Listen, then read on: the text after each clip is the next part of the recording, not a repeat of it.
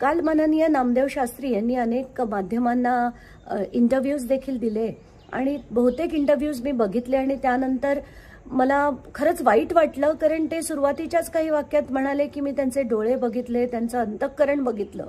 तर आम्ही धनंजय मुंडे या व्यक्तीविरुद्ध नाहीच लढत आहे.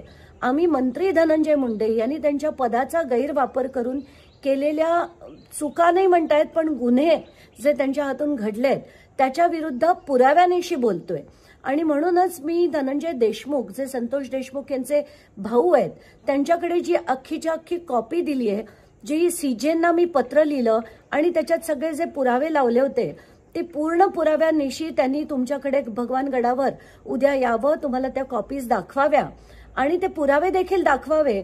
म्हणून मी त्यांना विनंती करणार आहे की आपल्यापर्यंत ते पेपर्स पोहोचवण्याची व्यवस्था मी करणार आहे. तर आम्ही जे बोलतोय की त्यांनी त्यांच्या पदाचा गैरवापर केला आणि अनेक गोष्टी केल्या, हा त्यातला पहिला भाग. दुसरं म्हणजे त्यांच्या शासकीय निवासस्थानी जे 19 जून रोजी जी बैठक झाली होती, ज्याच्यात अवाधाचे लोक होते, एआयचे होते, काही सिक्युरिटीचे लोक होते, तर असं असताना तिथे बसून जर खंडणीचा व्यवहार नक्की झाला असेल तर हे धनंजय मुंडे यांच्या आशीर्वादानेच त्यांच्या शासकीय बंगल्यात झाला आहे, म्हणून आमचा आक्षेप आहे. आणि खरं तर त्यांच्यावर सुद्धा मकोका लागावा अशी मागणी आपल्याकडनं व्हायला हवी होती. वाईट वाटतंय की आपण त्यांचं समर्थन करताय आणि त्यांना थेट भगवानगडाकडनं पाठिंबा मिळालाय.